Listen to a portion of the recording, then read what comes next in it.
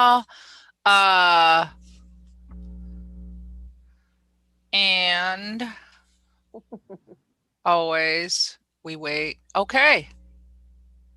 Hey, what's up, everybody? Welcome to another episode of Comic Beat Insider, the weekly Zoom pandemic podcast that Heidi McDonald of The Beat and I started back in late March, early April, covering comics, TV, seems like mostly film, and other things of interest in pop culture that we enjoy. This week, we'll be covering the classic 1947 Christmas movie, Miracle on 34th Street.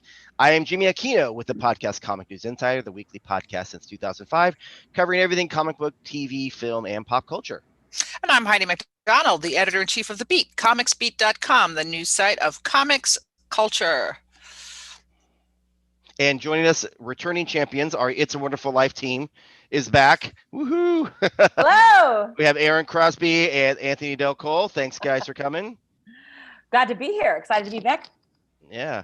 And, of course, you guys remember, is a musical theater performer, friend of mine, but also owns her own company, got a pickles and pie. What better combination? I know. Anthony, Delicious. Anthony, of course, is a writer of mostly limericks. No, he's a comics writer. He's a comics writer. Once was a man named Jimmy. Yes. Oh. Who I met up with on a whim. No. Yeah, Anthony writes several mini comics that you know of, and doing some really great stuff with Business Insider lately with some of your political ones are awesome. Those ones to watch. Yeah, they're really good. So check those out, guys. But thank you guys for joining us again. This is one of my favorite movies. It ranks up there. Now, this is definitely a Christmas movie.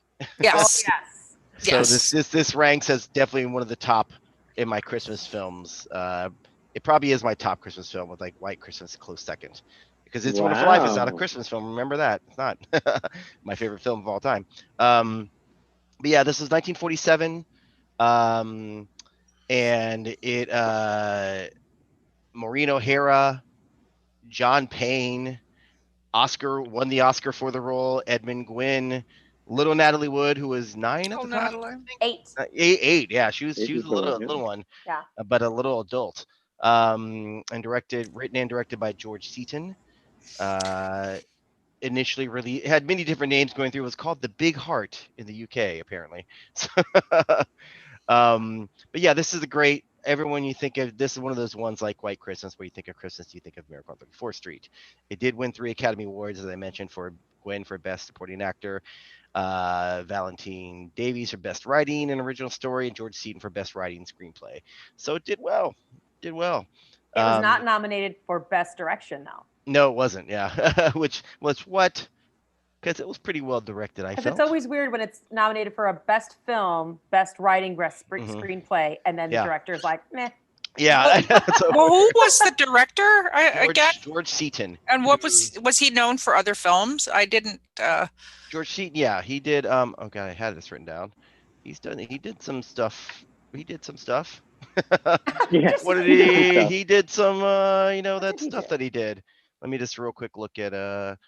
He did The Country Girl. That's right. The Country Girl, which gave Princess of Monaco her Oscar. Yes, there you go. That's right. That's right. Yeah. Grace Kelly. He did some stuff with Grable. He did. Oh my God! Wait. Diamond Horseshoe with Grable. Yeah, wait a minute. Yep. He directed Airport 1970. Oh, did he really? Oh my God. That's hilarious. Is that possible? I guess so. Wow. So. Why not? Yeah, sure.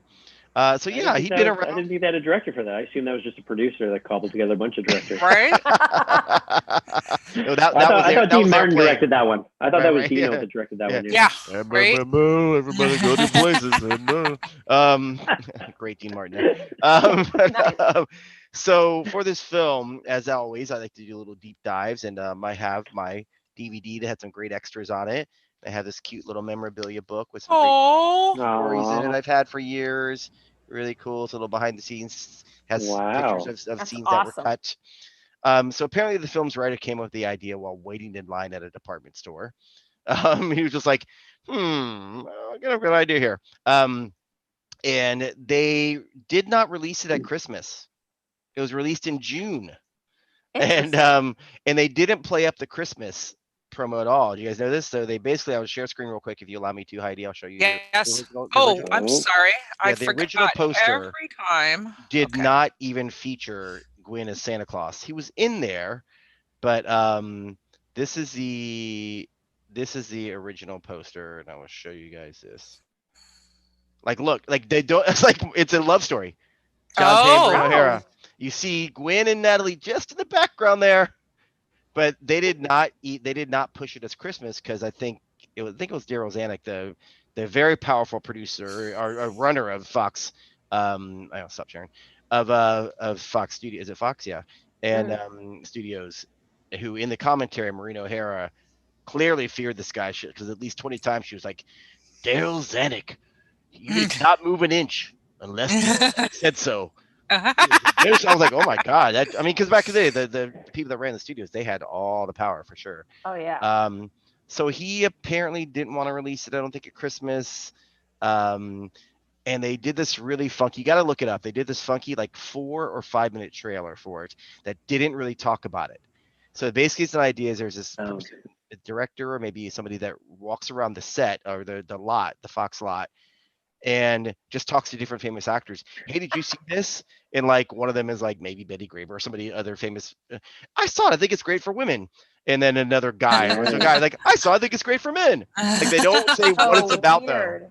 It was really weird. I remember seeing that a few years ago. I mean, trailers back then were really interesting because sometimes you have like Burt Lancaster would come on and be like, "Hi, I'm Burt Lancaster. Yeah, this is a film that I'm very proud of," and then he talks. I love those. Oh, I love those. It's a sweet smell of success. It's a story I can really relate to. Yeah, super proud of it. It reminds me actually of. You remember when somebody cut a trailer for The Shining that made it look like a romantic comedy? Yes, I love. That's exactly what that poster looks like. You know, it's like, oh, it's a romantic comedy. Well, that's what they pushed it as because they didn't want to push. They didn't think that a Christmas film. That's right. They added Salisbury Hill to that soundtrack of that cut too. Yeah, like they didn't even show anything from in that trailer. They showed nothing from the actual film.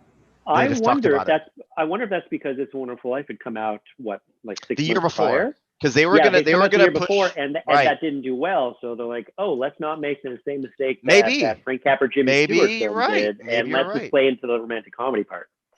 Maybe you're right. But also John Payne and Maureen O'Hara were huge. So yeah. Well, let's back up a little bit because we always love to talk about our first reactions to this film.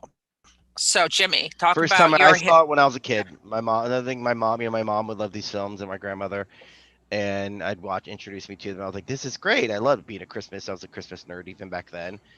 And I was like, this is awesome. And like Santa, of course, my God.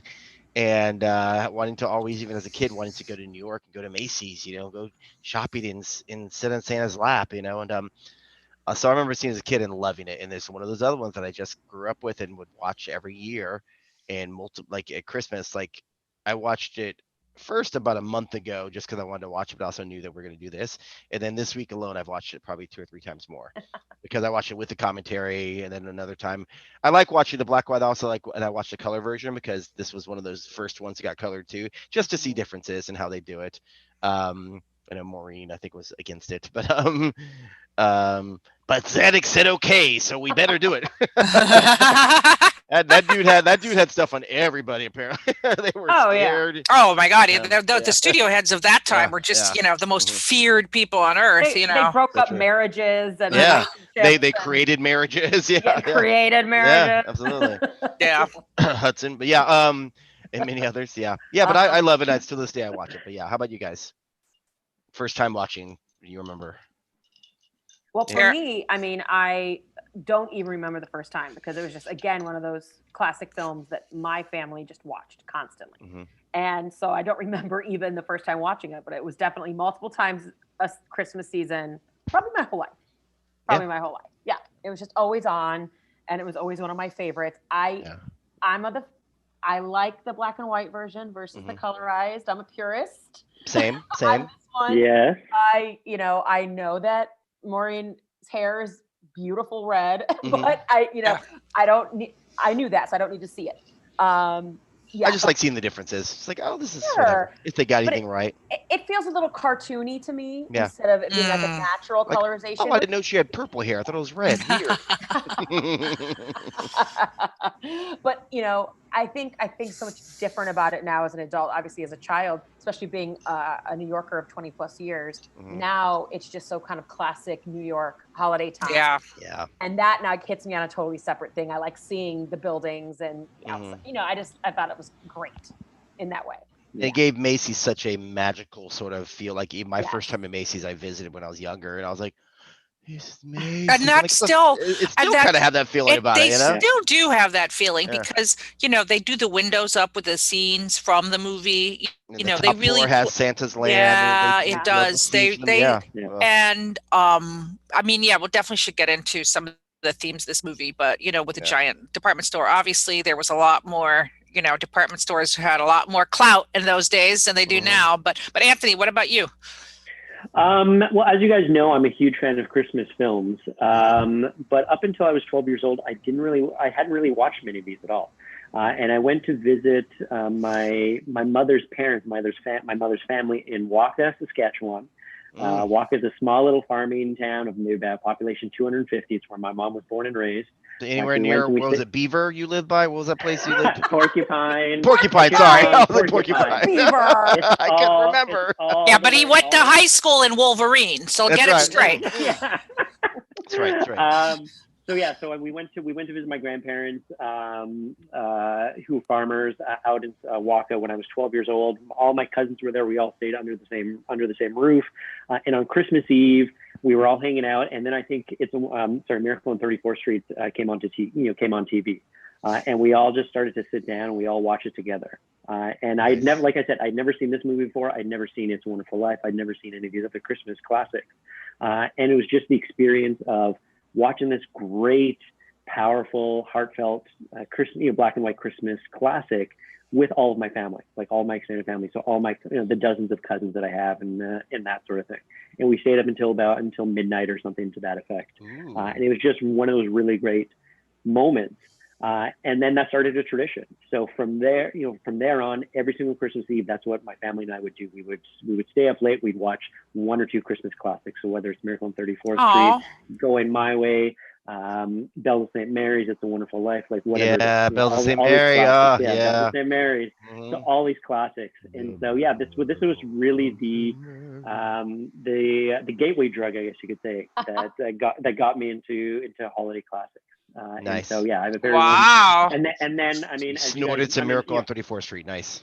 Exactly, Miracle on 34th Street. So and then of course when my wife and I moved to New York here 6 years ago, I was one of the things I was most looking forward to was going to the Macy's Santa Claus. Nice.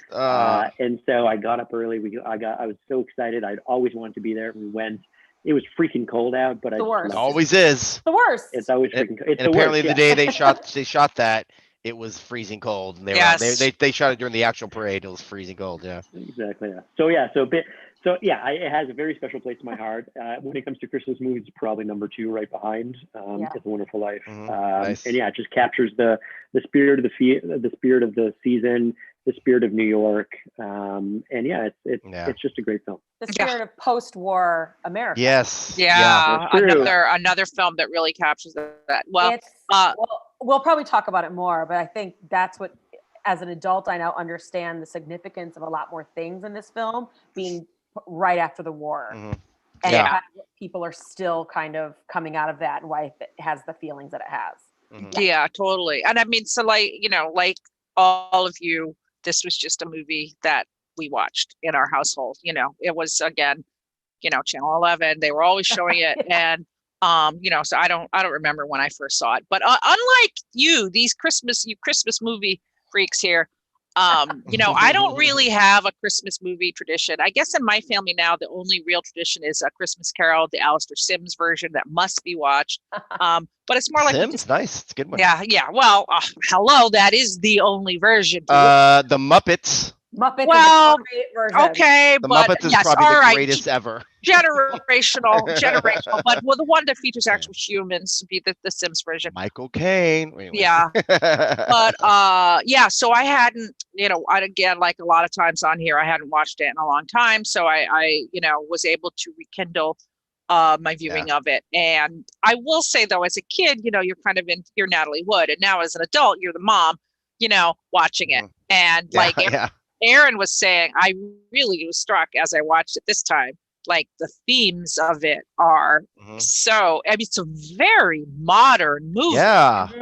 I mean, a lady executive. How dare I know, you? right? A working, divorced, single mom, and like the legal Notice system. the only lady executive in that. Right. boardroom. Yes. Exactly. Right. Too. And but politics, like rather how to negotiate the court system. Obviously, very timely. All of those themes. Commercialism, whether Christmas is too commercial. The worst-ism of them all. Make a buck. Make a buck. Make a buck. Well, the Catholic Church, of course, was very against the fact that a leading lady was a divorced woman, and they frowned upon that for sure. It was like morally objectionable, and they gave it a B rating because of it. Wow. Well, I mean, again, that goes into post-war, because there's that scene where they're watching the parade, and Natalie Wood's character talks about, I don't know I've never met my father. Yeah. They divorced very young. And the look, then it pans to John Payne's face, and he's like, because he had assumed she was potentially like a widower, maybe. A widower because of the war, because a lot of women were. Right. So when you hear that she fully divorced, then you go into maybe that was like a Dear John instead of a Dear John letter and divorce instead of, yikes. Wartime, she had to go off to work, and she was like, I like it, I'm going to stay. Yeah. He's like, no wife of mine's got to work for a living. And then he's like, possibly. Back. Goes out for cigarettes and never comes back. Yeah. Yeah, but I was really wondering about that, because obviously as a kid that didn't impact me, that it was a divorced mother. And, now it's like, holy crap. I mean, I can't even, it's just so rare to have that in any of these movies, let alone like, it's just, I mean, obviously it was 1947. 1947 is part of the subtext of the film. As you say, like I didn't know that. I was wondering how it was received, and I'm not surprised to hear that it was frowned on. But also just like, hey, this is actually the world. And, not everybody has a partner, but they do have a freaking swanky New York apartment. Oh, gorgeous. Well, she had a very successful job, so hey. Yeah. We gotta say, because that's what I'm always about. Yeah. I was sidebar. I was Zooming with somebody on another kind of business meeting, and like, man, he lived in Crown Heights. He had pillars in his living room. Pillars. Oh, Wow. Damn. Wow, that's ridiculous. What? So the scene opens, of course, and they actually shot at the Thanksgiving Day parade, and they had one take they had to do because they couldn't, like, can you reset the balloon? And no, they couldn't. So they had to make sure they got one thing right. It was freezing cold that day. And our drunken Santa, do we recognize him?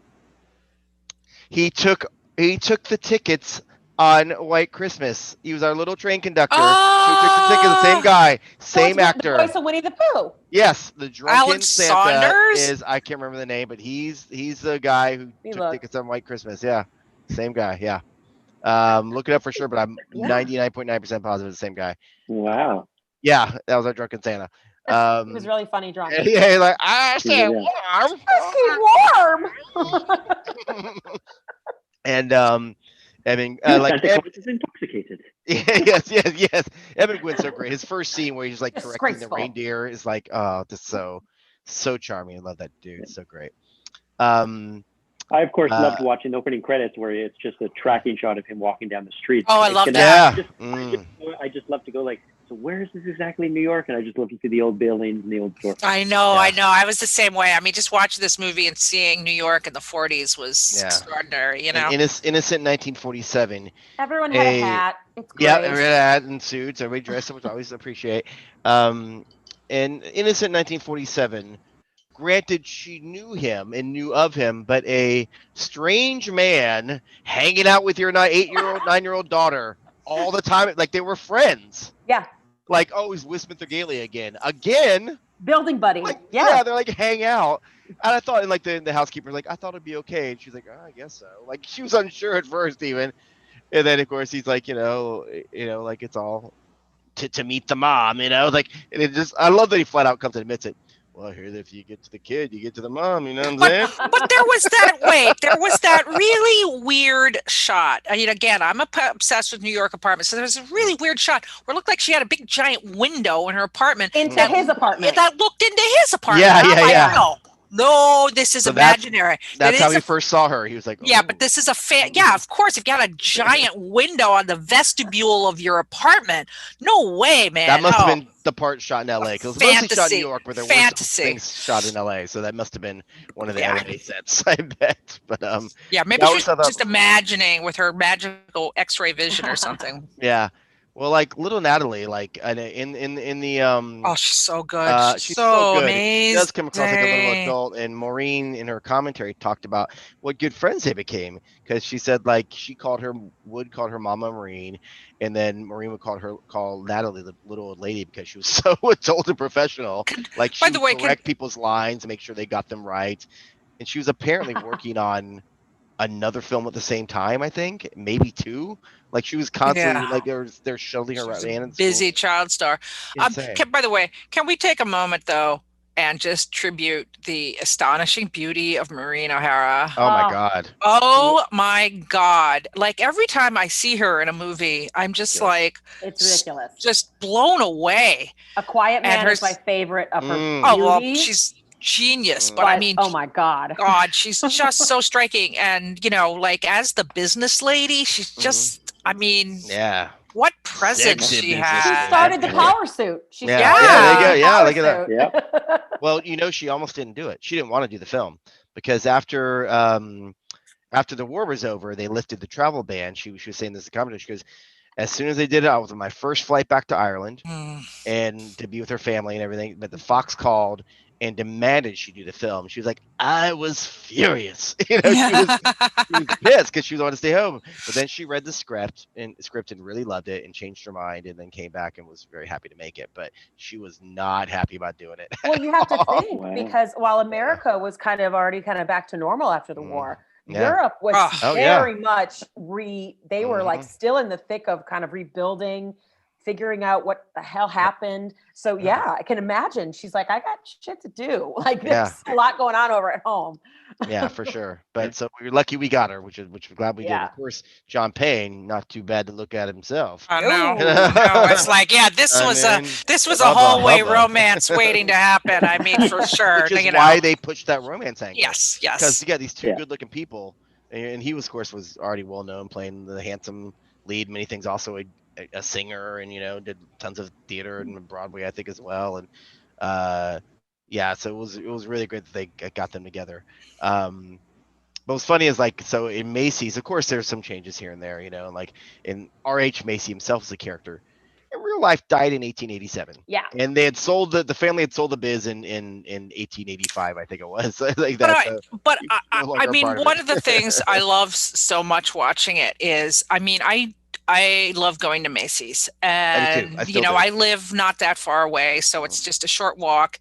And one of my favorite things to do is to take the wooden escalators.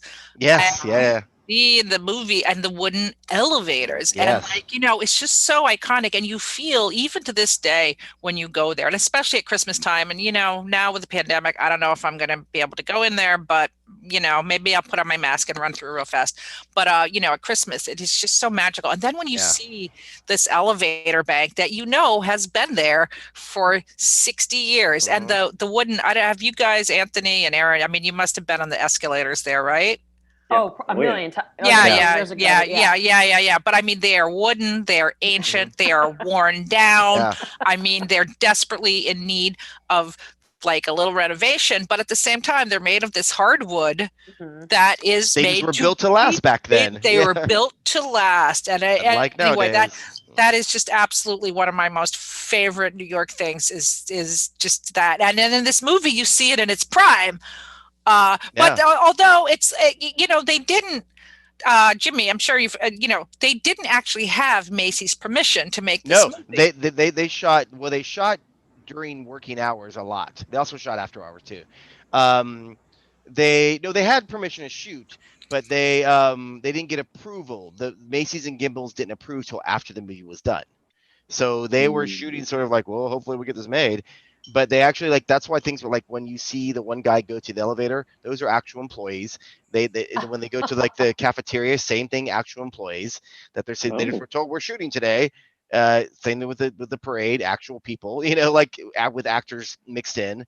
So yeah, and then Maureen talked about how they shot like overnight when things were closed, and now her and Natalie would run around trying things on the time since they were closed. So I was Who doesn't want it? That's like the dream, to be in a Yeah. giant department store and run around. Yeah, and Maureen dream. talked about how like she wanted to get like some protection during the day to go shopping, and they're like, it's New York, no one cares, you won't need it. And she was like, and they were right, didn't need it. I was like, that's what I'm talking about. But yeah, so what I understand is that's what I understand is like they were allowed to shoot them, but they weren't allowed, like Gimbels and Macy's were allowed final say, like approval of the film To after make they sure saw it. probably that it didn't tarnish Right, exactly. So that them was in any sort of way. they would have had to do reshoots or something like that, but they ended up like really liking I read something also kind of interesting was that Macy's gave all of their employees a half day to go see the film. Oh, nice. Which I thought that would Nice. never That's really happen cool. today.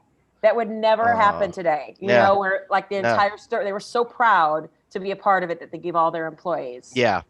Yeah, and then of course Gimbels doesn't well, it turned into A&S Plaza. When I moved here, it had become A&S, I think in the 90s or late 80s it turned into A&S Plaza.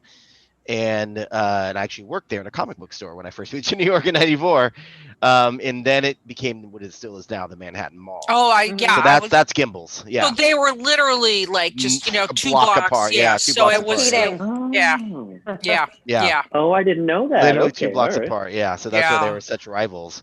And Macy's was the bigger store, but Gimbels is pretty huge. Like if you go to Manhattan Mall, it's pretty big. Yeah, it is. It's not Macy's and I big. mean they've gutted it. Obviously, I mean they've torn out the entire insides.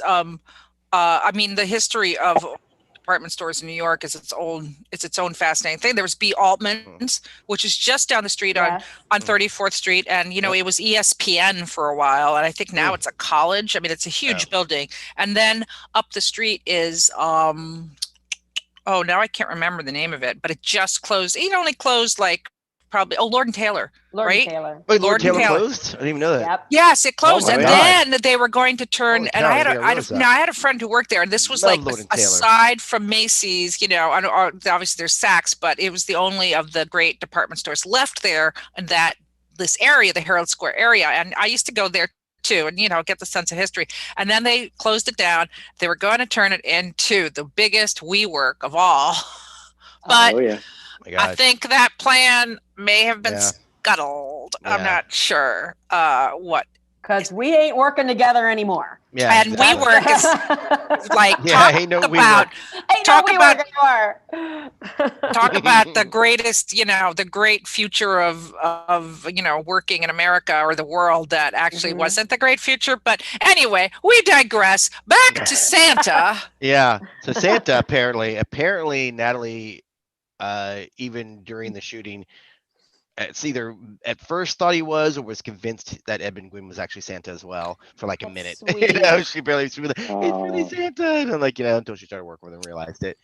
But but just real quick, the Macy's at Christmas, my annual thing was going on Christmas Eve to do last minute shopping because it was just fun to me. I was like watching people run around, the hecticness and the fun and everything like that, and being all cheerful and stuff like that. But yeah, so the whole idea, the movie here is that Maureen O'Hara's character is raising her daughter to be very practical, and not believe in these fantasies and fairy tales like Santa Claus and myths. She's a tough city kid. Yeah, exactly. And she's a very smart little kid and very little adult, and so she wants to raise her right. So John Payne comes like, wow, don't you want the little kid to have a little imagination, a little fun? And she goes, well, I think it's not very practical, so you constantly see Natalie Wood struggle of like, but my mother says, and I think that then slowly turning, and the first time she starts to question is when John Payne takes her to see Santa at Macy's, because Edmund Gwynn's character decides to take over for the Santa, even though he is Santa. He's like, well, I've got some time off. Do this. The elves are fine in North Pole. It's all good. And the little Dutch girl. What a great scene. The little What a great scene. You have to be dead inside if you don't cry at that. Oh my you God. You have to be dead so inside. Touching. Watching like the mother, the adoptive mother, she's Dutch, she doesn't think, and he just interrupts her. Dutch, and yes, and then she's like, waffle. and the look on the little girl's face, and then the mother's face, and they keep painting the camera back and forth to the mother's face tearing up, and I'm like, oh, it's so beautiful. And then you pan to Natalie Wood going, wait a tick. What's happening here? Why does he know this language? Well, also, if you look at if you look at what she actually said, is he asked her what she wants for Christmas, and she said nothing, because I've been adopted by this amazing woman. Yes, I know. And once you know what she said, you're like, oh God, like, because of obviously the Blitz and everything that happened in Rotterdam, right? Which was so horrific. And she was, probably in a terrible war orphanage her whole life, and now here she is with Santa Claus. What? And then Sinterklaas Kapoensje. I'm like, oh my God, just die and cry my eyes out like so great. I'm crying now. I know, I'm like, everything gets me nowadays. I'm like, oh my God, the little Dutch girl. But yeah, so that's such a sweet scene. But it's little Susan's first questioning. So then, Maureen, of course. But when he spoke Dutch to that little girl. Yeah, I love the finger wave. But when he, he's she's like, so good. She's 8 years old, and she's a better actress than most of people.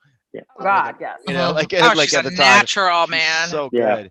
I personally think she's the star. Like to me, she's the MVP of the film. Oh, absolutely. I totally agree. I mean, both her and her mother, like Maria O'Hara, have the biggest arc, and learn. They're the ones that learn the lessons. But just those looks, the little looks where she looks up to Mr. Gailey, like I use that as like a gif or a meme all the time. The one where it's like. Where she's like just like really? You think I'm stupid? Just 'cause I'm 8? Right. I love that look. It's so great. But so But when little Susan goes to see Santa and she asks for a gift, I mean, she swings pretty big. I mean, she aiming for the moon, right? Yeah. Okay, that's the next one. Yeah, she doesn't ask for a gift at all. Because first she's like, because when she visits him at first, she's like, I don't need anything, because if I want it, my mother will get it for me. Like that. So because we get a 10% discount. I'm like, that's not a great. I mean, I guess maybe in 47 that's a good discount. But I was like, nowadays, hell no, 20 is not good. You better come on, friends and family, 25. Like, please, exactly. So Mama Maureen gets a little annoyed with her, with her suitor, like, and he's so smooth, like, I'm sorry, I didn't mean to do that, but still charming. And then calls Santa and like, could you explain to her, and of course he's like, I am Santa. She's like, I don't have time for this. And she goes to get the card, and I love the card. The employee card is the best. As old as my tongue and a little bit older than my teeth. Yes. Next of kin, the reindeer. Oh my God. It's like. But at this point, it also has, yes, it has an address of a senior home. And I will say, watching this movie is still to this day, is he really Santa? It's like, was Decker a replicant? It's just like one of those great eternal questions. And I do love, this movie is really understated. Yeah. Even though you see Payne and Doris and Susan arguing about what is, whether it's better to have these fantasy beliefs or not, or, like it's a dialogue. It's not like, it does not hit you over the head with the idea. Of course, the theme is that we must have magic in our lives and we must believe in something bigger than ourselves. But it doesn't come out and say that quite. It shows. That's why I was just super impressed by this movie, and that, again, how adult it is, because it shows all of these themes, it acts them out, as opposed to, even It's a Wonderful Life, which is, one of the greatest. No, I'm just saying one of the greatest movies ever made, for sure. And I'm just saying it's very, it states its theme very clearly. Yeah. You know, it states, I mean, George says it every time he opens his mouth. He states a theme, or I'm going to go somewhere. Doesn't go somewhere. You know, it's like it states it very, very obviously. Whereas this movie is a lot more just acting it out is what, in a way. I don't know. That's what I thought. Maybe. Okay, moving on. No, no. I see what you're saying. Yeah, I mean, I'm not saying it's a flaw and it's a wonderful no. life. I'm just saying it's a different approach. It has a different speed of how to discuss faith. Yes. Just the basic of faith. Yeah. Of not necessarily religious faith, but just opening that door to open your mind to those possibilities. Yes, and exactly. It's a slow pace of understanding or believing. Yes, that's a great way to put it, I think. Yes. But I do love when so she questions him and wants him to get, tested by the store psychiatrist. He's not really a psychiatrist. Who has a fucking store psychiatrist? I know, right? Who's allowed to commit people if he feels like it? Who has an eyebrow? Who twirls his eyebrows? Mr. Sawyer, who immediately is a dick. Who gives his wife ample allowance to run Yes, I know. He's such a jerk right away. Wasn't for her deadbeat brother. Yeah. So he's such a jerk to him right away. But of course, he passed with flying colors, and then they go and the guy from the home who knows Chris comes and brings up a great thing. He brings up, it goes, look at that guy in Hollywood. He thinks he's a Russian prince, and everyone just kind of like, okay, whatever. He has a successful restaurant, and that was a real guy, because Maureen O'Hara again talked. She goes, he was a friend of mine. We loved his restaurant.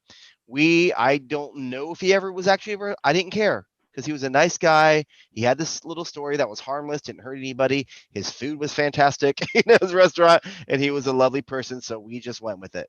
I'm like, right on. See, it happens in real life too. So they bring that example up, and I love Shellhammer, the coworker, who I love. He's like, what if he's just like a little crazy, like painters, composers, and some of those men in Washington? And I'm like, that's great. Yeah, that's great. Good. I like that. Yeah. I loved it. I love the Shellhammers. Yeah, I do too. So we get to that. They know how to party. Well, I do have one little gripe about Shaw. I love him, but I have one gripe because they talk about he's got that far away home. Why don't we take him in? That'll be easier. They come with an idea with Shellhammer to take him in. He's like, well, you know what? My wife and I have martinis. Oh, yeah. I'll make them double strength. You can't make a martini double strength. It's right. It's and all out. Later says triple strength. I know triple. Like, all out. It's a lot of booze. Yeah. So you just poured a bigger one. You didn't make it stronger. There's no way to make it stronger. No. So that was my only gripe. We should change the name of this series to A Bartender Watches Movies. Yeah. If I see one more fucking bar scene where the bartender has a rag over his shoulder, who carries a rag? Nobody. A dirty rag just on your shoulder. It's disgusting. Yeah, you just want to smell ridiculous. More alcohol. I know, on your it's face. so stupid. I'm like, who does that? Anyway, so that's not true. So, but I think Mrs. Shellhammer is another star of the film. Hello. She has the best scene. Like, hello. Oh my God, yes. Oh, how silly of me. Oh, darling. And still does it wrong. Hello. I love her so much. My sister and I quote all kinds of lines from this one, and this is probably the scene that we quote from us. We'd love to have Santa Claus come and stay with us. It'd be simply charming. She is the best. I was like, please, can we have more Mrs. Shellhammer in the show? She is. I wanted her to show up at the party later. Ooh, did you not get your present? Oh, no. Ooh, no. Missed opportunity for that woman who got that little scene in the script and said, I'm going to chew this scenery. Yep. I'm going to eat it all. Yeah. And total scene stealer. Yeah. Yeah. I love it. So they work it out where Chris is staying with John Payne's character, much to Doris's chagrin. Yeah, chagrin. And it's like, so he does, and this is where we get to the part of the present Heidi was talking about. So he's like, there must be something you want, and like you said, she fucking swings for the fence. It's like a house, a whole house. The balls on this kid. The balls. She's been on Zillow.com. She's been on Street.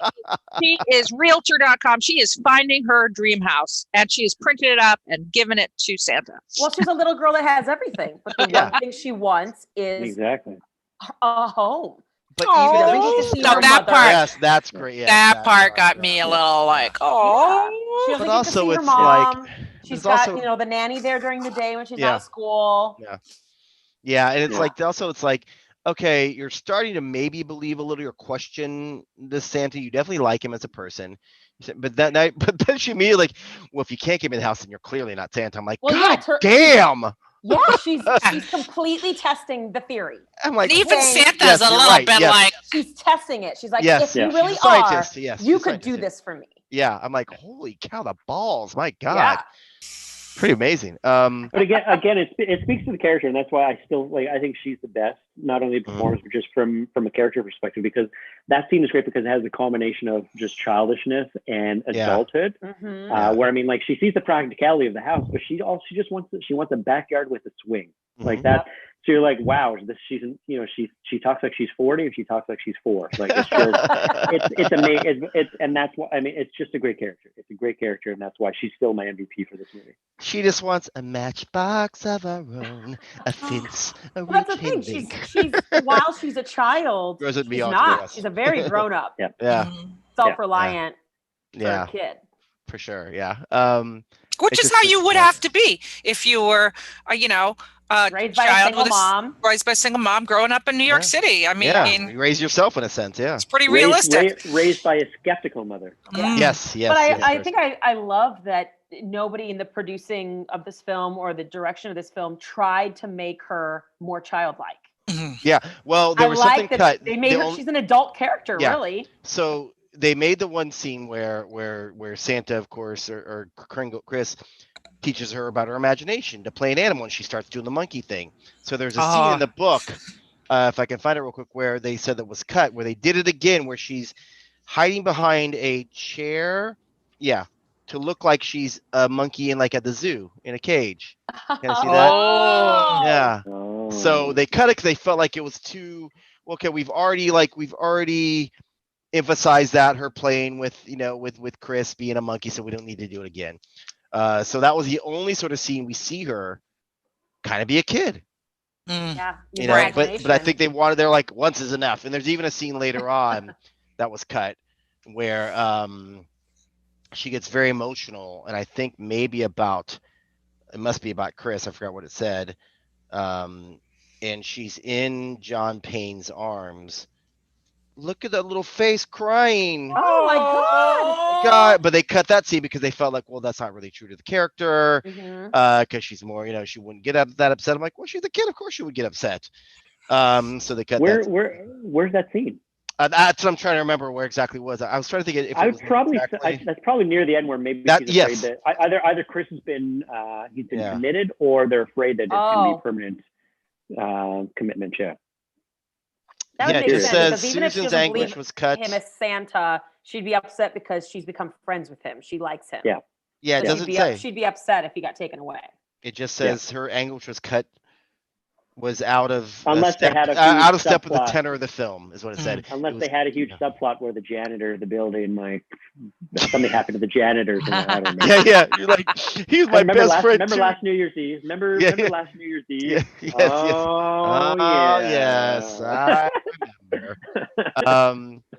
So we go back to the store, and Sawyer's being a dick again, and meanwhile Chris is befriended little Alfred or Big Alfred, who's like a store from Brooklyn. Yeah, make a buck, make that guy, and make a buck. and it's such a sweet kid, and then he starts talking about how like Mr. Sawyer's analyzing him and tell him, well, apparently I hate my father, I didn't know, but I hate him.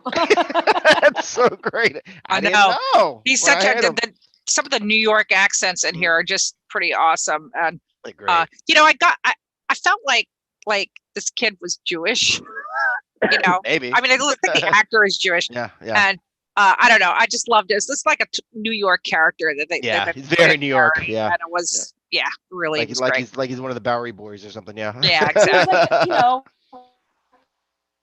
Uh-oh, Erin, you cut out. It's that cabin Wi-Fi. Santa Claus there you down at the Y for the kids.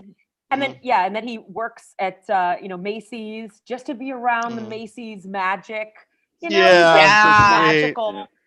like he's so impressed by Mr. Macy when he eventually meets him later. It's Mr. Macy, like so excited. Yeah. So Chris is fed up and goes to Sawyer and kind of gets in his face and is like, "There's only one way to deal with you." And to be fair, gives him a pretty hard bop on the head. Yeah. It's a big mark. Yeah, Like, he did. Assault. Yeah, it's definitely Yeah. assault. Like bopped him pretty hard. Santa crossed the line. Yeah. Okay. Yeah, for sure. He crossed the line. Yeah, for sure. And it was like, okay. And they come in. Of course, then Sawyer sees Shellhammer and Doris come in, like, and plays it up like, "Oh, I better pretend to be passed out," like a jerk that he is. And this sets up the whole thing of like committing him back to, they trick him and they can commit him back and to Bellevue. Yeah, to Bellevue, and it's like, and he's depressed, so he fakes a test and has to stay in there, and then we get the trial. Yeah. Wait, I gotta jump in there though. Okay. Yeah, please. I don't know if anybody's ever visited someone in Bellevue, but I have. Oh. Very realistic. These scenes are very, very realistic. Wow. Like the way it's set up, I was like, wow, they really, they I really knew knew not what to this. talk about my time in Bellevue. No, well, it's yeah, but I was impressed by the. Heidi did score 28 at your birthday quiz. Yeah, True. yeah, Jimmy. Well, because she visited me in Bellevue. Came to visit you at Bellevue. Yeah. That's right. That's right.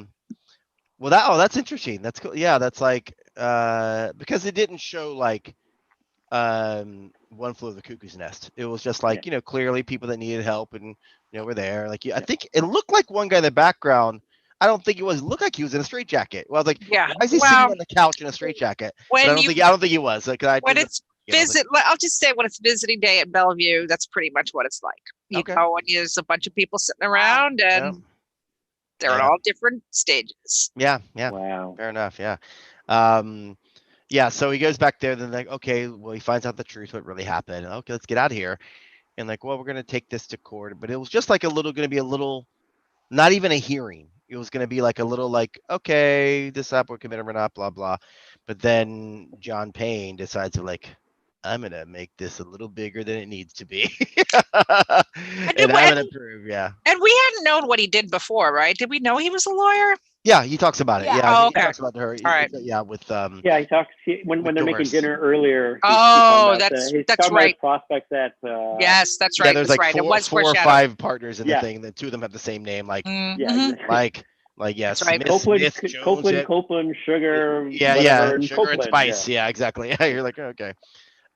So he is and decides to pursue that, and then we get Heidi, you have to understand. I mean, that's why Doris is, sees him as a potential mate because, like, he's a lawyer. Right. He works for. Yes. He's a very reputable firm. And he's on the up and up. Yeah. Exactly. Yeah. Okay. I mean, she's successful, so she's probably in a nice building. He's there by himself. Obviously, can afford it. That's the kind of like he's not. He's got 2 beds. I mean, come on. He's got twin beds. He got twin beds. Why does he have twin beds? First of all, I don't understand. It's so weird. The bachelor room twin bed with thing. twin beds? I'm like, you by yourself. It's so weird.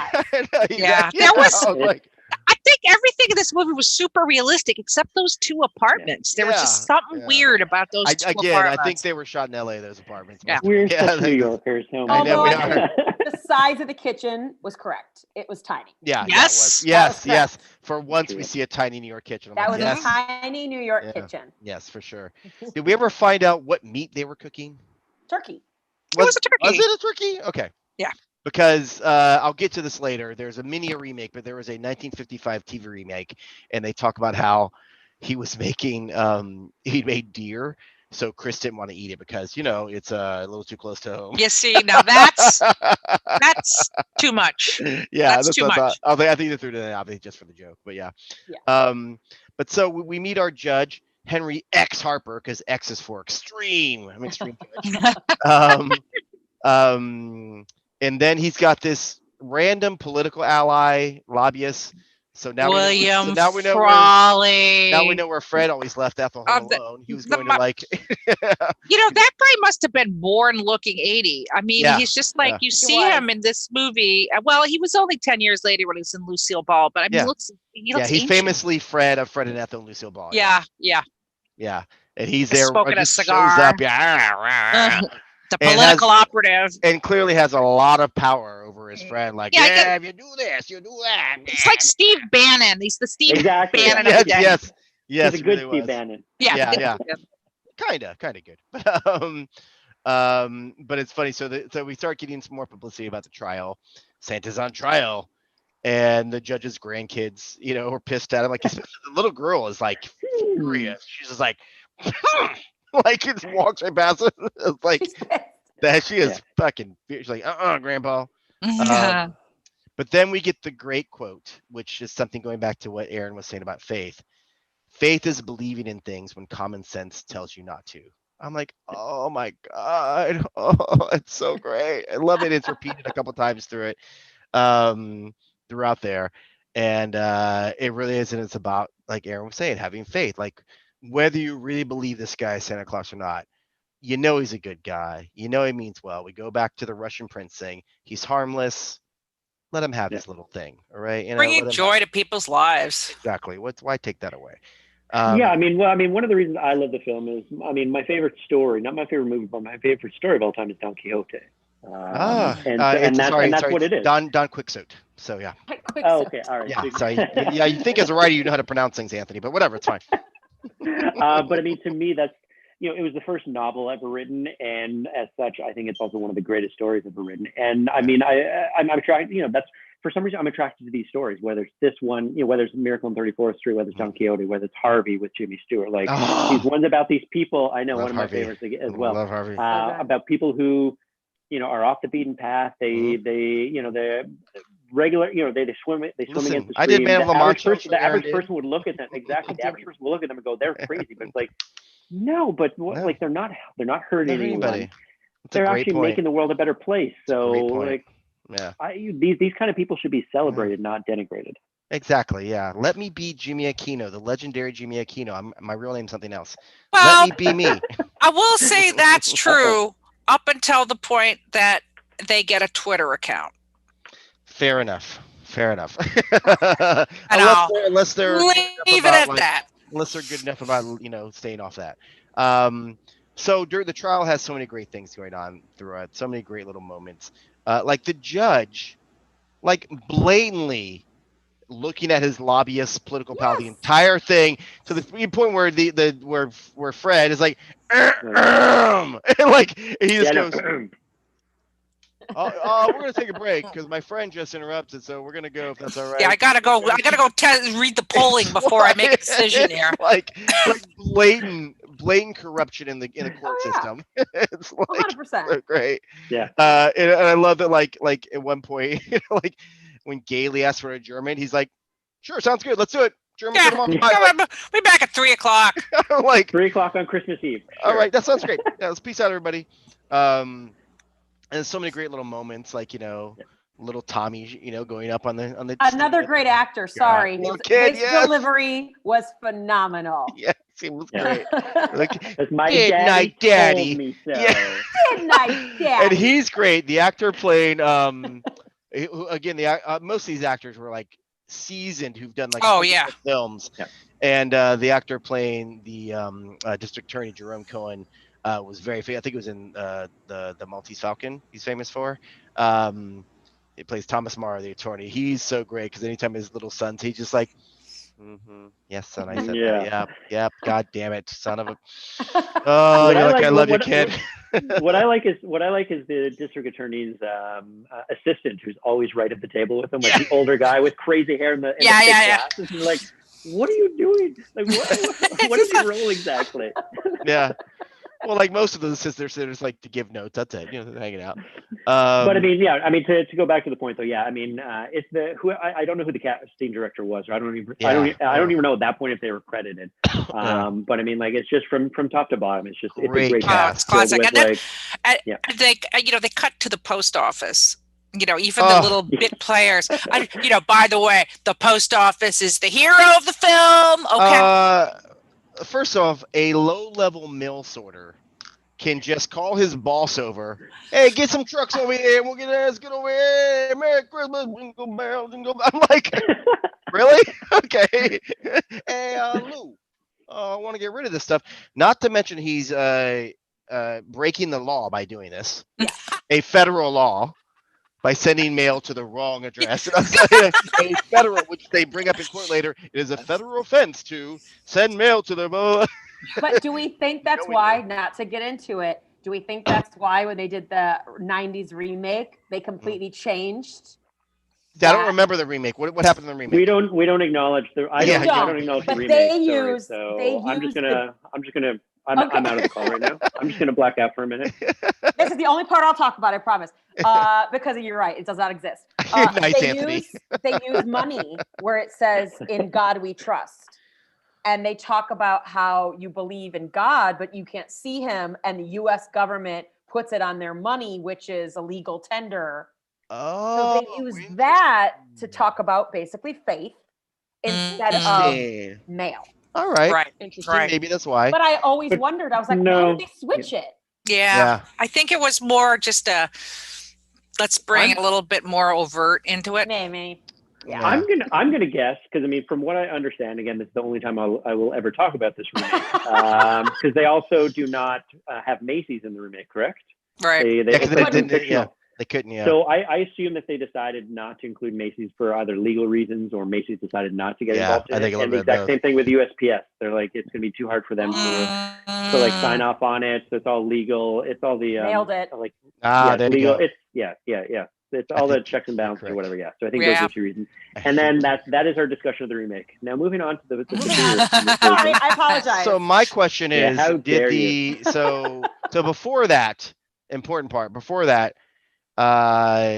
Susan and Doris are talking, and she's like, "I'm going to write a letter to him to the courthouse." Oh, I knew you were going to bring this up. And then Doris writes her little cute little "I believe in you too," and that's how the mail sorter finds is to the courthouse, and that's why they decide to redirect all the mail to the courthouse, because he sees a letter to Santa sent to the courthouse. Because don't we want to get rid of all those, Luke? Yeah, good idea. Let's get rid of mail.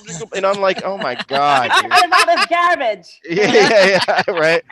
So that it saves the defense. It saves their whole and wins the case for them. So it's like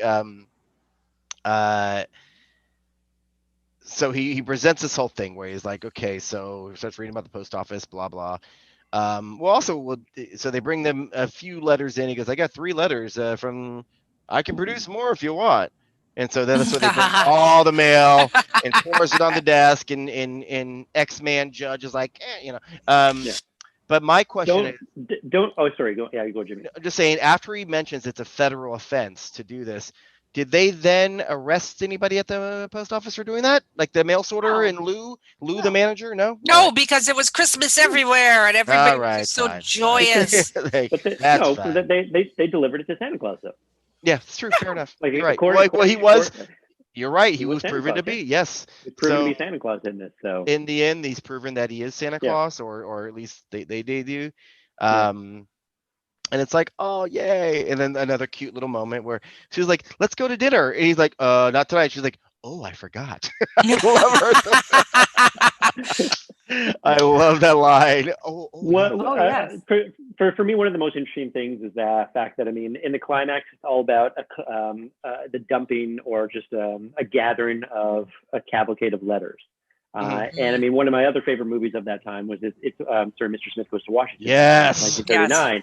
Yes. And the climax of that one is also the delivery of buckets and buckets and buckets and buckets of mail. So again, this goes back to like, there's 2 films spaced out by 8 years or so, but that are in this sort of feel-good genre that, really the USPS plays a huge role in it. And I mean, that's the kind of thing that wouldn't happen today. And I miss that, because I mean, people are, kids these days are sending emails to Santa, or they fill out online forms or whatnot. The old school letters where you write the letter, you send it in.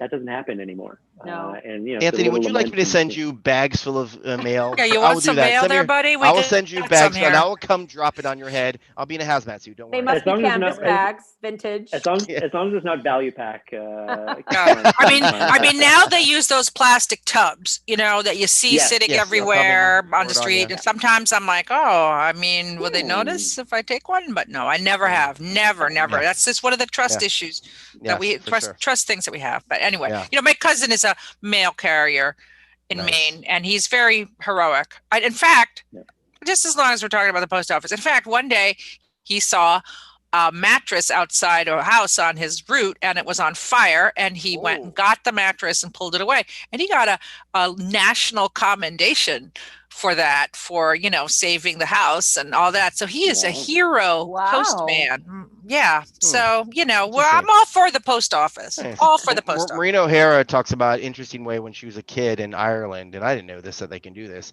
because she had a chimney. I've never had a chimney, so I don't know. So I guess she said that they would write letters to Santa and put them, they open the flute of the chimney, and it would get sucked up. And so they assumed that the mail, I'm like, really? That happens? And then I guess physics, I don't know. It does not get sucked up. I have fireplace. No. Okay, because she said, ashes will go, but not an actual, unless there's if she was a child, maybe they told her it got sucked up. She was like, yeah, I got sucked up with Santa. Likely. And then she said, sometimes we'd write letters to God. I was like, that explains a lot. Well, if I know anything from my time visiting Cherry Lane, that's how the nannies come. So yes. Great, there you go. Fair enough. That's how you call for nannies. One other really great piece of history is when Doris mails her letter, she goes to the mail chute in the building and drops it down. And you still see those mail chutes in all the old buildings, and they're still there. And maybe we don't use them, but anyway, I was like, oh, yeah, I see those all the time. Yeah. I know, Heidi, you talked about this before, and I hate to be the, negative Nestor here. But at some point, I hate to say it, at some point in the next 25 to 50 years, if not sooner, Macy's is going to close down. That's just the way the society's going. Quicker than that. Faster than that, sooner than that. I'm being nice. Yeah. It could be 5 to 10 years. But the really sad part is, all that stuff is going to be gone. And the next generation will not have any idea of what the suction tubes or whatever are going to be. We lost Marshall Field in Chicago. Yeah. Sears bought it, and it was able to stay alive and still be the iconic Chicago department store. And then Sears went under, and there it went. It just evolves. Anthony, that's a great point. Obviously Amazon is the great ruling factor in our lives right now, especially in lockdown, it's like everybody buys by mail, and the great, it's amazing that we still we have Bloomingdale's, we have Saks, we have Bergdorf Goodman, the super expensive one, and Macy's. We still have 4 giant department stores in the city, which is really kind of like Bloomingdale's, Saks, and Macy's are such a huge part of life. And Macy's does the Thanksgiving Day parade. Macy's does the July 4th fireworks. What a part of the cultural life of New York Macy's is. It's embedded in so much of the heritage of the city. And so, I don't doubt that you're wrong. Gigantic department stores are absolutely, on the way out. I just wonder what will take the place. I'm sure Macy's used to be able to afford to put on the parade and the fireworks all by itself because it was Amazon. I think it gets subsidized now, right? Doesn't it? It must. It must. Yeah. And sponsors and stuff like that. Yeah, for sure. Well, the parade, I'm sure they, NBC pays to show it and everything.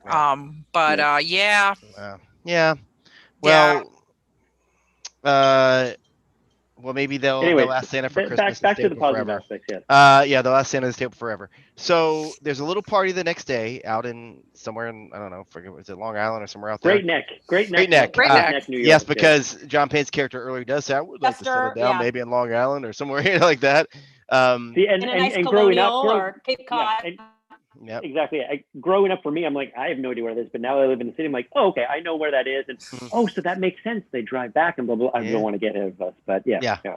You went to the party at Great Neck, which features one of my favorite scenes as well, where I also laugh at it too, where he gets the X-ray for the the doctor's just about to weep. I don't. So you're like, so you can just buy an X-ray machine at Macy's or Gimbel's for cost. Yeah. I'm absolutely. like, I guess you can do that. Dude, I got 2 last year for Christmas. They're great. They're awesome. they're on the 7th floor. You got to find it. They're past bedding. But in all seriousness, I do love that moment. It's such a great moment where you have this man who's sort of been the one that's vouched for Chris this entire film, and then Chris gives him back, gives this little gift. And it was seeded before, but just the reaction on his face and just the interaction between the two is very touching. Yeah. Like also, how's he going to get it home or back to the office? He's like, where do I? Erin, Erin's glitching. the wind must have come up there. Oh, there you go. You're back. There you go. There you go. Okay. I'm here. Yep. Oh. Yeah. But what were you saying? You were saying, oh, you're glitching again. Damn it. Okay. We got you. Nothing. I was just making a quip. No. Okay. Quips are fine. So right away, little Susan runs in straight to the tree, and her present's not there because you can't fit a house under a tree. And she just like sulks the entire time. I'm like, oh, come on, Susan. Come on, kid. Come on. But then she kind of like, well, I thought there'd be a note or something. Like, okay, I'll give you that. I thought there'd be something saying that why he couldn't get it. Like, she was a little practical eventually. She was like, okay, I guess I kind of see that, but he could have written me a note. I'm like, well, he's right there. And he comes and talks to you. He's like, I bet you don't want to talk to me, And then the whole like directions home. It's like, that doesn't seem like a shortcut, but I get why you're taking them that way. But it's like turn left at Albuquerque and then this and then turn right and then go over the bridge and then under, then ask the troll and then answer the riddle of the Sphinx. So you're like, oh, Jesus Christ, do I find it? And then she stops because sees the house that she wants and runs inside and like, what? This is not. What do you just stop running around? They see the for sale sign, and then a little cocky little John Payne's like, I took a little old man like Chris and told the whole world he was Santa Claus, and then they're like, ding, ding, ding, ding, ding, ding. And they see the cane in the corner. Is it his cane? Yeah. We're led to believe. I believe it is. Also, why would he leave his cane? But anyway, just to let him know. I believe.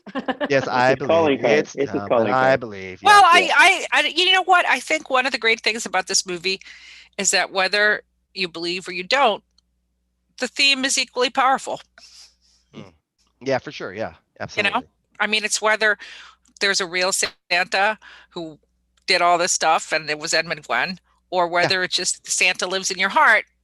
It's just it's equally powerful, and I think that's I do love actually I hadn't seen this movie in a long time, as you don't, as so many times in the Comic Beat Insider, and I couldn't remember whether there was magic and he makes a reindeer jump, that they prove that he is Santa. So I was surprised. I didn't, because that's how they would do it nowadays, right? Yeah.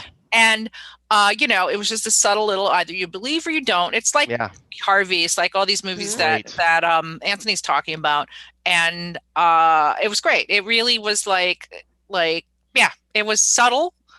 Yeah, you thought you might get a little magical ending. Yeah. You see him like right in a way that's like, ho, ho, ho, like, oh, there he goes. Yeah. Yeah, right. I fully that. did expect to see. I mean, I guess I'm trained by today's blockbusters. I fully expected to see, not remembering how the movie ended, Edmund Gwenn in the sleigh at the end and Natalie Wood waving at him. And I was like, wow, this 60-year-old movie is a lot more subtle. Actually, 70-year-old movie is a lot more subtle and adult and and gives us the audience more credit for intelligence than some of the movies we see today. Yeah, it's really well written, well acted. Yeah, it's very well written. It's very well written. Yeah, I really, really love this film. So I do briefly want to mention some of the other remakes. You should mention some of the other remakes. So 94, there was that remake, and I actually don't even know if I ever saw it. I remember bits of it. Whoa! It had Elizabeth Perkins. I love Elizabeth Perkins. Wait a minute. I love her. Wait, Jimmy, hold on. I gotta ask you. I'm not doing it. No, Anthony's not doing it. And I will say, Jimmy, this is episode 36. We've been doing this for 9 months. And every time we do something, Jimmy's like, oh yeah, then I watch the Indian version of it and the Pakistani version of it and compare them. But in this one case, you did not watch the remake. But I watched the other two from the 50s. So okay. All right. 94, I don't know why I didn't want to rewatch it this time. I did, but I was like, I don't know if I need to. But I watched a few of the clips online, like instead of the Dutch girl, it's a deaf girl, which I thought was a nice little touch. And I was like, all right, I don't do it. But then in 1955, they did a TV show remake that was about an hour long, and it was called The Miracle on 34th Street, and it starred Uncle Billy, Thomas Mitchell, Miss Wonderful Life, Uncle Billy, as Santa. and it's okay. So, It's not so bad. the Santa Claus is intoxicated the entire time. Well, let me show you a little scene real quick. Oh, So when he bops him on the head, clearly this happened after Uncle Billy left the house and was super drunk, because for some reason they had Sawyer standing in front of a group of kids and their mom, like saying how Santa Claus isn't real. I'm like, what the hell is this? And so they're showing that, and here is Uncle Billy seeing. Didn't turn the sound on, but it's just like sneaking behind him, and he's like, and he's telling the kids, Santa Claus is in the bed. So he's like, well, I don't like. Oh Jesus, we're gonna do an ad. God damn it! Oh no, no. And he's yelling about there's no Christmas, no Santa. This is so. Why are you laughing at me? Because he's snuck behind him. Watch this. Beat him. Yeah, Santa. Look at the face. Yeah, bad Santa. Whoa. Like he clocks him. I feel like that's the inspiration for the Untouchable scene with De Niro. Yeah, yes, you're right. We're like he went Al Capone on the guy. Enthusiasm. Yeah. Be a member of a team. It's baseball. Team. Yeah, he wails on him like, holy shit. This is the one where Fred serves venison instead of like a turkey. It's the same basic story but sped up. There apparently was a 59 version that Ed Wingren reprised his role for TV, but it's not online anywhere. And there was also a 1973 version starring Jane Alexander, David Hartman, whose character was Bill Schaffner. I thought they kept saying Bill Shatner. Bill Schaffner, Roddy McDowall. Oh, Sebastian Cabot as Chris, who had a beard, but for some reason he shaved it and they gave him a fake one. It looks so fake. And this one's and David Doyle, who of course Charlie's Angels, not Charlie, he's Bosley, and then and also Tom Bosley as R.H. Macy. So it was adapted from the screenplay, so it had a few differences here and there, different name changes like that, and it just wasn't good. Like it opened with a 3-minute montage to this awful song about believing in like this 70s about believing in miracles. My God. Believe in miracles. I was like, that goes back. I mean, that goes back to Heidi's excellent point, which is just the subtlety of the classic. And I mean, why do you have to hit the audience over the head with that? Yeah, like literally hit him over the head with it. But in this version, he doesn't hit him with a cane though. He throws a pie in his face. Nice. All right, that's a nice. I guess they felt it was too violent. Santa also sings to the little girl, which I'm like, oh, that's really nice, and he has a pretty good voice. It's just like, and at the end, Susan is even more of a jerk because she's literally balled up under the tree, pouting that she didn't get her present. The worst.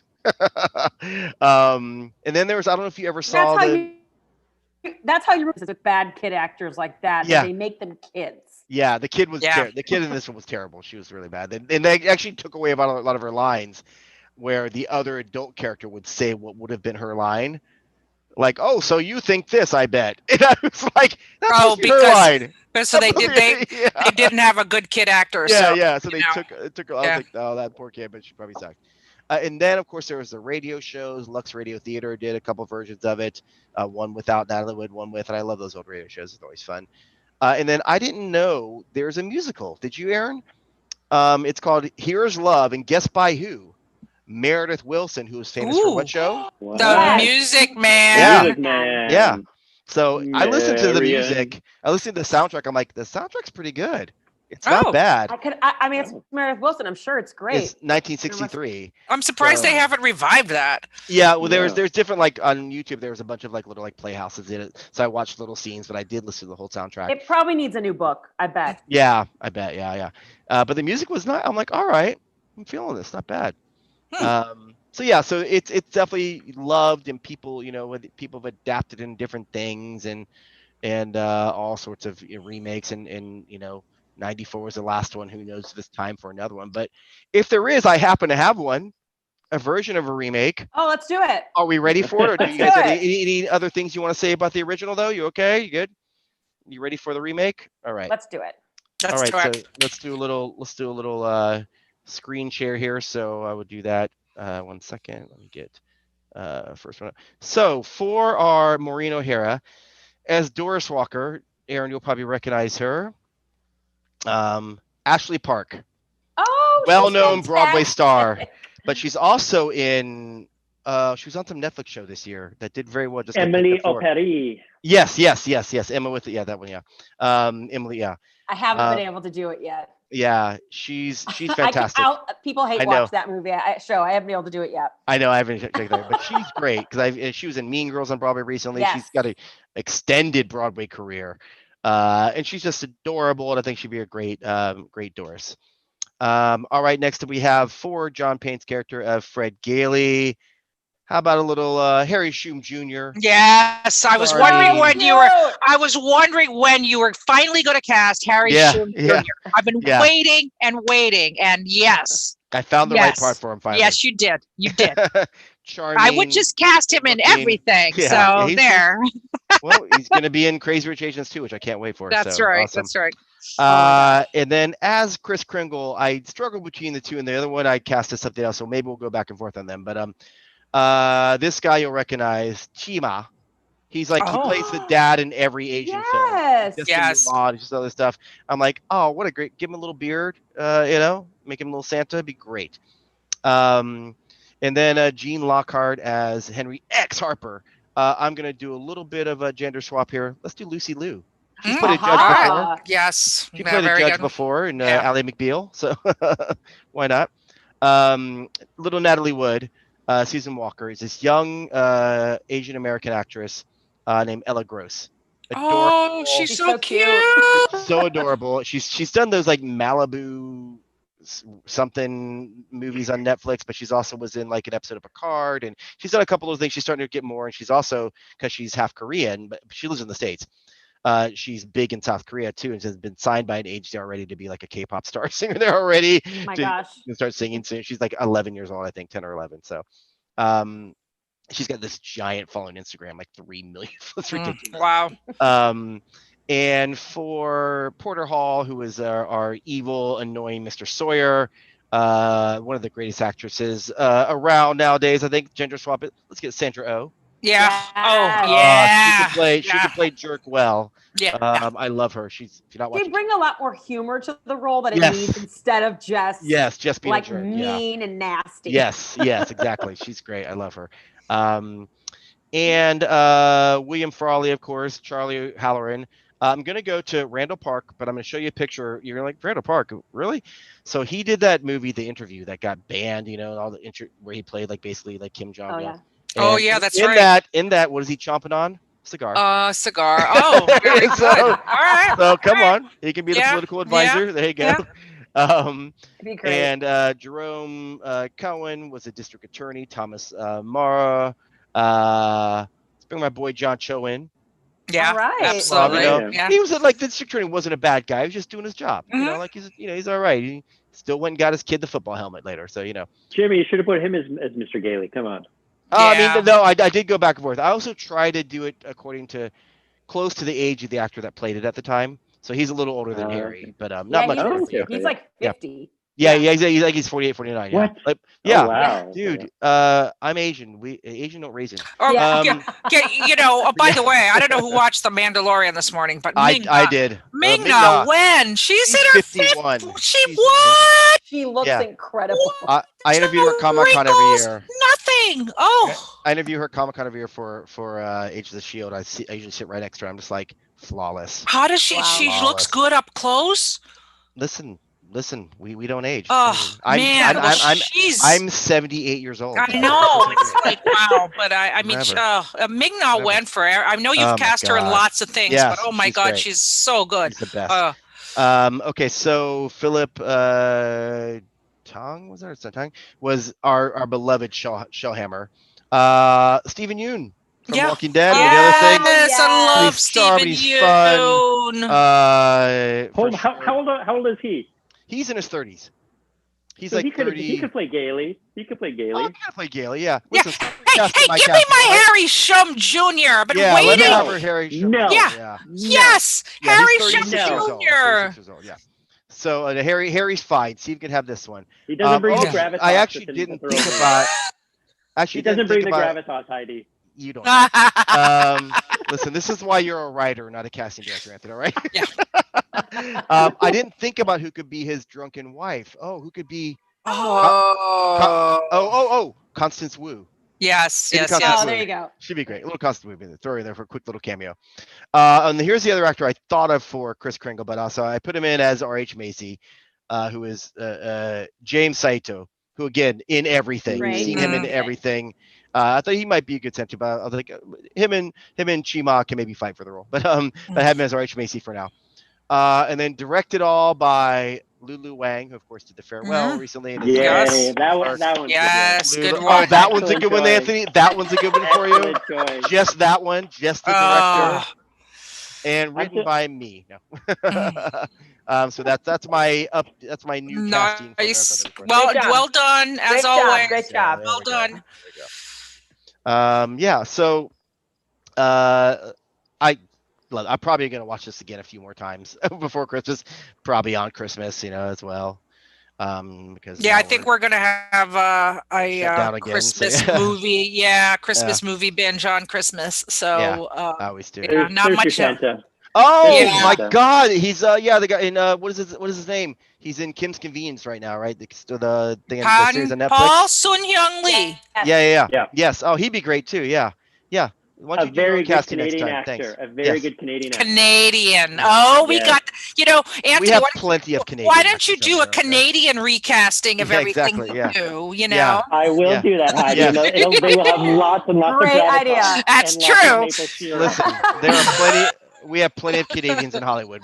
Yeah. It would actually just be like a movie, actually. Yeah. We don't have plenty of Asians. We have plenty of Canadians. Yes, that's true. That's true. 100%. The reason I do it, Anthony. There are Asian Canadians, Jimmy, like Sandra. Oh, of course. Please, hello. I know. There's plenty for sure. There's several K-pop stars who are Canadian, who moved to Korea and became stars. Yeah. RM. Oh no, not your boy RM from BTS. No, he's not. He's Korean. But like Windy, it's a real name. Windy in Red Velvet, which is probably the third or fourth most popular girl group in K-pop right now. She's Canadian. There's several. There's Eric Nam. There's all sorts of. I can list our. Okay, this is our part 2, our K-pop talk. So anyway, guys, in K-pop. Well, just to actually just following up on that, because Jimmy, you talk about you do your recasting, and it's really great because. Guess what? There's movie stars from all over the world, and the Asian movie market is enormous, and the stars are huge. So it's not like you're, this is what people do.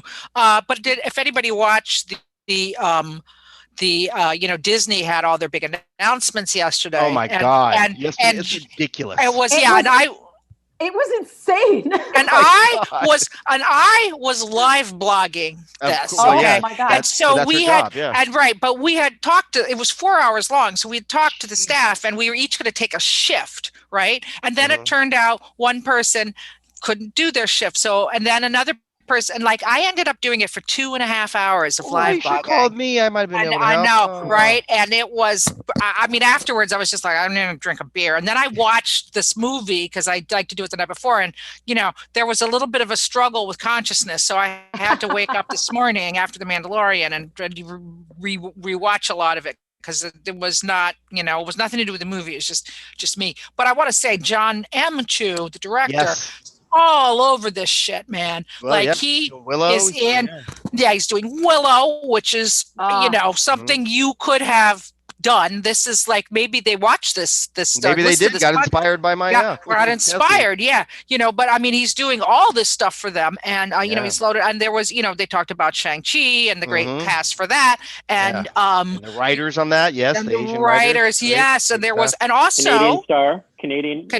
Yes. And they talked about Visions, I think it's called, where they're doing this Star Wars remake with Japanese anime companies are going to do their little short films based on Star Wars. So it actually, it's not as diverse as it really could be, but I will say they made a lot of really nice. There was a lot of really cool stuff. Yeah, my boy Queez, Raya and the Last Dragon. That's right. Yeah. Yeah, who was on this podcast. He's on the writing staff. He wrote that movie. But I want to know where my Bollywood content. Where's my Star Wars Bollywood content? Well, they're ignoring a nation of 1 billion people. They How are. Well, dare they? Anthony, How dare they? Anthony, not for long, because I actually live blogged the business portion of it, and they made a big deal about how they're launching Disney Plus in India and how they're expanding it, and they're going to have cricket on there and local programming. So you watch, you know what, like they're not going to, and this time they're not going to ignore 1 billion people. So, Yesterday also in the announcements, Jimmy, on the musical theater front, they announced Bed Knobs and Broomsticks is being made into a stage production, which for me was huge. Yeah. Well, they're also doing like another. I love that movie with Angela Lansbury so much. Yeah, I like it. It's not one of the ones I love, but I definitely like it. Yeah, for sure. They also announce like yet another live action like Little Mermaid or something like that? Yeah. That's been announced. Yet another one. They gave more details. They just gave a few more details. Yeah. So. There's some guy named Miranda that's behind some of the music, I think. Some guy. Some up and comer thing. Miranda Lambert, Miranda Otto, one of those. Yeah. One of those people. Awesome. Yeah, but well, if you compare the week that Disney had to the week that Warner Media had, game over. Yeah, right. Why did they? I know we're off topic, whatever, but it's like, why did they dump so much? Is it just because of the pandemic? Like, why didn't they save some of this? Well, I think honestly, we actually talked about that a little bit on another podcast that I did. And there was no D23, which is the Disney standalone expo that they do where they make a lot of stuff. There was no San Diego Comic-Con. There was no New York Comic-Con. There was no upfronts. There was all of the things that we normally get our entertainment news from were canceled this year. And, Warner did Fandom, which Jimmy, you and I, and, I think John and Therese did a whole recap of, and which was great. And, back in August, Warner was doing pretty good. And so I think they were just like, look, Warner, I honestly do believe a lot of it has to do with Warner's media's struggles and flopping around. Also, how they just announced they're releasing all their stuff on right. And also, I mean, it's on Investor Day, Disney always made some announcements, and so they just had nothing. They were just like, what? I never remember Investor Day being like this giant announcement. Well, this was shock and awe. Shock and awe. Jesus. Like after I got home because I missed it. I was at work. I got home and I started going, "What the Jesus?" I was like, "Oh my God!"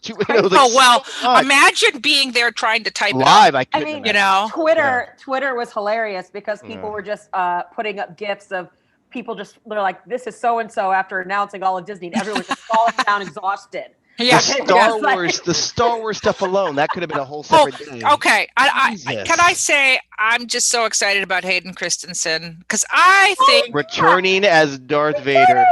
I think he was really underserved. I think he gave his all to that part. And George Lucas is a horrible director who doesn't know how to work with actors. No, he acted with his eyes. He acted with his eyes. This Zoom call will self-destruct in 5 seconds. No. Whoa, Anthony left again. Okay, well, there's a lot more. We should read. And Heidi, remember, he's Canadian who still lives in Canada. And I will not back him. Wow! All I will say, go on. Very un-Canadian of you, Anthony. Go on to Amazon, look up a film called Little Italy. Watch that movie with Emma Roberts. Watch it.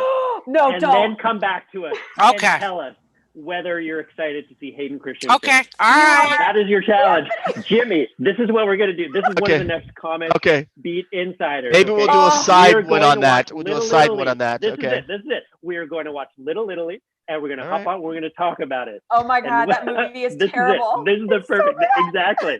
What are you going to do if we love it? What if Heidi and I love it and you two You're hate not. it? That'd be There's great. no way. Yeah. That'd be great. Heidi and like, the greatest film we ever saw. It's actually... sorry. I was just going to say, it's shockingly terrible. Like in every way possible, that it's almost funny because you're like, this can't be happening. This wasn't greenlit. Wow. This didn't get filmed. Maybe he makes a mean poutine. We don't know. It's the sort of thing where there are movies that are bad. There are movies that are so bad that they're good. This one is so bad that it's good, but then it's bad. And it's bad. But anyways, they dyed his hair jet black to make him Italian. It's I know. Okay. Anyway, all right. Okay. We'll get back on that. In all seriousness, let's carve out an episode for Little Italy. But I mean, I we'll see. That might be a side project. I would love to see him. I would love to see him be redeemed, Heidi. And I mean, I'll give an open. I'll watch with an open mind. But I'm glad that you're excited by it though, because I mean, it's the Obi-Wan show is probably the one I'm most excited to see. Although it is, and although I've said this, and I know we've segued into discussing the Disney. Yeah, and I gotta go. So all right, we gotta go. So anyway, Obi-Wan. Okay, let's go back. Let's wrap it up. Miracle on 34th Street. Any final Miracle thoughts? Miracle 34th Street. Still a favorite, as I said. I'm gonna watch it probably a few more times. Just delightful, close to a perfect film. Just really, really great. Awesome. You guys, what do you think? Yeah, it's about as close as you get to a perfect film. I have nothing. There's not one scene that I'm like, nah, maybe they could have. No, it is from beginning to end. I mean, if this doesn't put you in like the heart of Christmas spirit, nothing will. Cuts right to it. It's right there in your heart about belief. So I'm gonna write Miracle on 34th Street 2, Mrs. Shellhammer's Revenge. Yes. And Erin, you're gonna be Mrs. Shellhammer. Please and thank you. And Anthony. I'll bring my own booze. Yes. I'll be Mr. Shellhammer. I'll make them quadruple strength. Oh my God! Just like just fill her up. Yeah. Anthony. Glug glug glug glug glug glug glug. I mean, I've already raised all the main points. I mean, I think it's a great movie. It's tough to get a film that there are no films that will match It's a Wonderful Life, but this is one of the ones that perhaps comes closest to it. Yes. Again, great cast. Natalie Wood knocked it out of the park. Maureen O'Hara. I mean, everywhere across the board, casting's great. The story's great, and it's about Christmas, but it's about about faith and about just believing in life in general. Faith and heart. And that's why I think it's important. Yeah. I mean, I agree with everything. And, also just a testament to the fact that even before the present day, Hollywood films could be very sophisticated and intelligent and not pandering and progressive. And, it's always important to look back at these things and see, they had all this, they knew everything we know. They just didn't have the internet. So anyway, it's a great holiday movie. Put you right in the mood. Let us know what you thought out there, YouTube viewers, in the comments, and also when we release it as a podcast on Comic News Insider, let us know. And don't forget to subscribe. Gudog Twayo. That's in Korean for my Korean viewers. Yes, for sure. But thank you so much. Yes, thank you so much, everybody, for viewing and listening, and your K-pop finger hearts all around. Finger hearts. And let us know what you think of these films. Do you ever have any suggestions for us you want to cover? Let us know. Besides Little Italy, we'll see what we can get to. We will eventually do a K-pop episode. I don't know if I could ever watch it again. Yeah, we'll see. But thank you, everybody, for listening again. I hope you enjoy. You can find I'm Jimmy Aquino with Comic News Insider at comicnewsinsider.com, weekly podcast covering comics, TV, film, and pop culture. You can find me all over the social medias at Jimmy Aquino, JIMMYAQUINO. And I'm Heidi McDonald at Comics Beat, comicsbeat.com, and you can find me on all social media at ComixAce, COMIXACE. Erin? Erin Crosby at Erin Crosby Sings on the Instagram, on the tweeters. And that's it. Yep. Anthony? And for me, you can check me out on my website, anthonydelcall.com, on Twitter at Anthony_Delcall, and Instagram, Anthony Delcall. And we were trying to get Erin Crosby actually sing on here. Well, it was my birthday the other day. You didn't sing for me yet, I'm so sorry, Jimmy. Just saying, it could happen now. Happy birthday to you. Yeah. Happy birthday to you. Happy birthday, dear Jimmy. Happy birthday to you. Oh, beautiful. Oh. And now amazing. Anthony in your birthday suit. No, I'm just I know. I heard that Anthony's all. Yes, yeah. You said by now, by the end, we'd be But thanks again, everybody, for listening. All right. Yep. Thanks for coming by, everybody. Until next time, we're Comic Beat Insider. Yeah. Bye. Bye. Happy holidays.